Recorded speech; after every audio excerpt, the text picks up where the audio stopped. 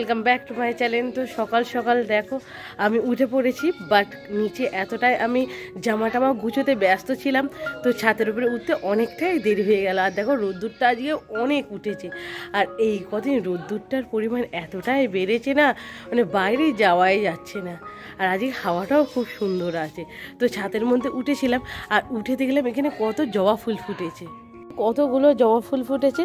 আগে কিন্তু এই জবা ফুলগুলো দেখতে পাওয়া যেতই না, মানে এখন গরম তো পড়ছে সেই জন্যই হয়তো এতগুলো জবা ফুল ফুটেছে। এই যে দেখো কতগুলো, দেখো এখানেও আছে আর এই এখানেও আছে, এই এতগুলো জবা ফুল আমি তুললাম।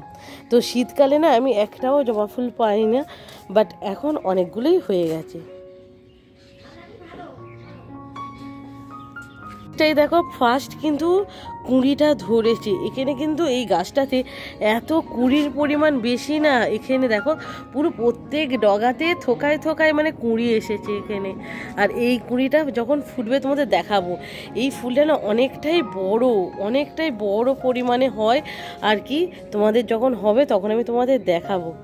এই যার এই কাঁটা এতে না ধারে ধারে এত খসখসে না, অল্প একটু তুমি যদি করো তোমার হাতটাই কেটে যাবে।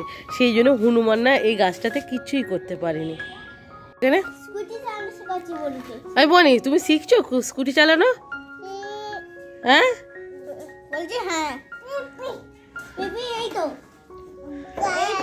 এই দুজনই নেবে বলো, পড়ে যাবে তো। আবার নামছো কেন? ঠিক আছে এটা থাক।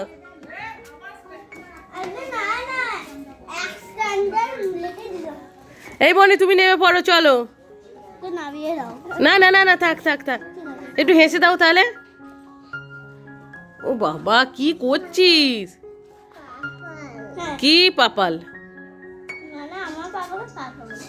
তাই? হ্যাঁ আজকে টুকুপুকু আসবে তো? হ্যাঁ এই টুকুপুকু এলে কি করবে? খেলবে? আজকে যেহেতু সানডে আমাদের বাড়িতে চলে এসেছে টুকুপুকু। কিরকম আছো তোমরা? খুব ভালো আছি। পড়াশোনা কিরকম চলছে? ভালো চলছে। কিশোরী নাচবে? বল আমি গানটা করছি না, কিশোরী গানটা করো তো। নাচবি? না করবো। হ্যাঁ আহিলো আমারও সজনী, তোর সাথে ঘর করবো। আহা নাচো। নাচবি না? ও লজ্জা পাচ্ছে কি? ফোনে চালাতে হবে একদম। রোববার যেহেতু একটু মুলতানি মাটি মাখবো, তো এই যে এখানে মুলতানি মাটি নিয়ে নিচ্ছি। দেখো অল্প একটু নেব, এতেই কিন্তু অনেকটা হয়ে যাবে। আমি কিন্তু এইভাবে স্টোর করে রেখে দিই মুলতানি মাটি। তোমরা পাউডারের থেকে না আমি বলবো এই রকম যে একটা ডেলা পাওয়া যায় সেইটা তোমরা কিনবে আর ছোট ছোট পিস করে রেখে দেবে। এটা কিন্তু খুব ভালো আর অনেক দিন যাবে, আর এটা কিন্তু পুরো পিওর হয়। আর আমাদের যেটা গুঁড়ো পাওয়া যায় গুঁড়োটা ভালো, বাট পিওর কিনাই বলতে পারবো না। তো চলো এইটা আমি একটু জল দিয়ে ভিজিয়ে রাখি, জাস্ট 10 মিনিটের মতো রাখলেই হবে, আর কিছু দরকার নেই। জল নিলাম আর এখানে আমি রেখে দিলাম। দিয়েছি মুলতানি মাটিটা 10 মিনিটের মতো লাগবে। 10 মিনিট এত লাগবে না, 5 মিনিটের মধ্যে এটা ভিজে যাবে। আর এটা কিন্তু পিওর মুলতানি মাটি, আর এই মুলতানি মাটি তোমরা যদি ইউজ করো তোমাদের মুখে কিন্তু খুব সুন্দর গ্লো ফিরে আসবে। আর এর মধ্যে আমি আরও অনেক কিছু দেবো। আর আমি যেটা বললাম যে গুঁড়ো পাউডার পাওয়া যায়, এই গুঁড়ো পাউডারটা পিওর কিনা আমি বলতে পারবো না। তোমরা যদি এইরকম পুরো তাল কিনে নিয়ে এসে টুকরো করে ভেঙে রেখে দেবে, আর তোমাদের যতটা প্রয়োজন ততটা তোমরা ইউজ করবে, এতে আমি বলবো ভালো বেনিফিট পাবে। গিয়ে আমরা এই যে চুড়িদারগুলো আমি অর্ডার দিয়েছিলাম, তো এইগুলো হয়ে গেছে। এই 3টে কালার কিন্তু এক হয়ে গেছে, আর এই কালারগুলো না আমি ছাড়তে পারছিলাম না। এত সুন্দর কালার ছিল না যে একটা কোনটা ছাড়বো আর কোনটা ছাড়বো না, তাই এখানে 3টেই নিয়ে নিয়েছিলাম। এই যেখানে একটা এই কালারটা দেখো পুরো কিন্তু সেম হয়ে গেছে, আর এই কালারটা শুধু আলাদা। আর এত সুন্দর দেখতে লাগছিল চুড়িদারগুলো, সত্যি কথা বলতে কি আমরা 3টেই নিয়ে নিয়েছিলাম। সকালে যেরকম ঠান্ডা পড়েছিল, বিকালে কিন্তু ঠান্ডাটা অনেকটাই কম আছে। দেখো গায়ে হাতে কিছুই পরিনি, না সোয়েটার না চাদর। তো আজকে বিকালে আমাদের বাড়িতে টিফিন হচ্ছে কড়াইশুঁটির কচুরি। তো আগের বারে হয়েছিল, এবারেও হচ্ছে। তো চলো দেখি মা কি করছে।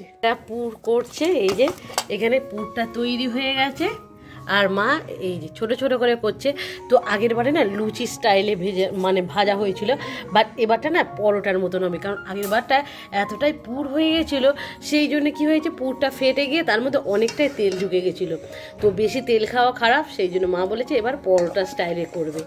আর এই এত সুন্দর একটা হিঙের সেন্ট ছাড়ছে না, দেখেই মনে হচ্ছে খুব ভালো খেতে হবে। তো যখন হবে তোমাদের অবশ্যই আমি দেখাবো। এই যে এইভাবে রুটির মতন বেলবে, আর তারপরে কিন্তু কড়াইতে ভাজা হবে। আর এটা পরোটার মতন ভাজা হবে, পুরো ডুবো তেলে কিন্তু ভাজা হবে না, যেহেতু ডুবো তেলে ভাজলে বেশি তেলটা পায় আর কি, আর বেশি তেল খাওয়া তো উচিত নয়, তোমরা সবাই জানো। তো চলো এবার, তো এখানে চিকেন এনেছে, আর চিকেনটাকে ভালো করে কিন্তু ধুয়ে আর একটু লেবুর রস মাখিয়ে দিয়েছি, যাতে চিকেন থেকে যে একটা আঁশটে গন্ধ ছাড়ে, সে আঁশটে গন্ধ ছাড়বে না। আর এই যে এখানে আছে আমাদের পেঁয়াজ কুচি, আর এই যে আদা রসুনের পেস্ট, এখানে আছে কাঁচা লঙ্কা আর টমেটো, আর ছোটো ছোটো আলু দিয়ে হচ্ছে। আর ছোটো ছোটো আলু দিয়ে না, এটা নতুন আলু বলে না, এর টেস্টটা কিন্তু অনেকটাই বেটার হবে। যাচ্ছি কত খেটে খুঁটে আসছি, আর এখানে এসে এই সব খাওয়া হচ্ছে।